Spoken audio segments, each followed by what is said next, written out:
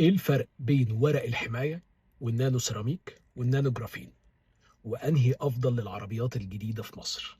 وده هياخدنا لنوع الدهان اللي على عربيتك.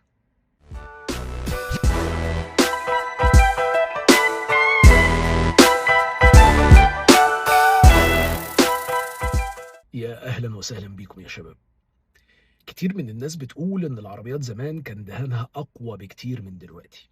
هل ده احساس بس ولا فعلا في سبب حقيقي؟ اول سبب ممكن نتكلم عليه هو قوانين البيئة. زمان كانت شركات السيارات بتستخدم دهانات فيها مواد كيميائية اقوى، لكن دلوقتي أغلب المصانع بقت بتستخدم دهانات صديقة للبيئة، وده خلى طبقة الحماية تبقى أضعف شوية. طيب إيه السبب التاني؟ هو تقليل الوزن والتكلفة. الشركات بقت بتحط طبقة كلير كوت أرفع عشان تقلل تكلفة الإنتاج، وده اللي بيخلي الدهان يتخدش أسرع. طيب إيه السبب التالت والأهم؟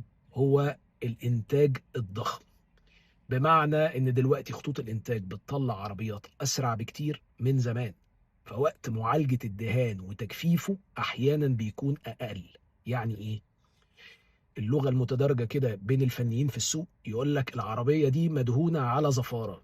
يعني ايه؟ يعني بطانة لسه ما خدتش وقتها في انها تنشف، وادهنت العربية بالدوب بتاعها وخدت اللون وطلعت. فاحيانا بيكون ده سبب اساسي ان الدهان بيكون ضعيف او ملحقش ان هو ينشف. السبب بقى والمعلومه المهمه اللي لازم تكون عارفها ان ده بقى طبيعي ان الدهان الحديث يبقى محتاج عنايه اكتر، خصوصا في اول سنه من عمر العربيه. وده السبب ان الناس كتير بقت خلاص بتعمل حمايه للدهان زي النانو سيراميك، زي النانو جرافين، زي البي بي اف او ورق الحمايه. وده هياخدنا لحاجه مهمه جدا. اكيد لو جبت عربيه جديده سمعت عن حاجة اسمها ورق حماية نانو سيراميك نانو جرافين، بس السؤال المهم، أنهي واحد فعلا بيحمي دهان العربية؟ ورق الحماية البي بي اف، أول حاجة دي عبارة عن طبقة فيلم شفافة بتتلزق فوق دهان العربية. وظيفته إنها تحمي من الخدوش، الحصى الصغير اللي بيبقى في الطريق، احتكاك الأبواب. مميزاته إنه أقوى حماية فعلية للدهان، لكن عيبه إنه الغالي، وتركيبه لازم يكون احترافي. وخلي بالك من حتة احترافي دي، لأن أنت لو ضامن الشخص اللي بيتعامل في الورق ده وعارف إن هو محترف جدا في التركيب بتاعه، أكيد هتكون واثق فيه وأكيد واثق في الأنواع اللي عنده، لأن إحنا عندنا في مصر الأنواع لا حصر لها، والأصلي والتقليد، وتلاقي حاجة ب10,000 وحاجة ب100,000. فربنا يعين اللي بيختار حاجة زي كده.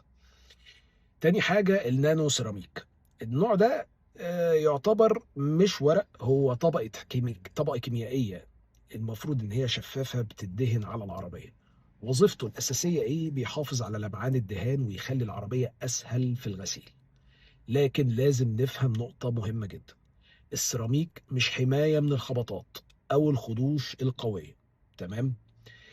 تاني حاجة النانو جرافين.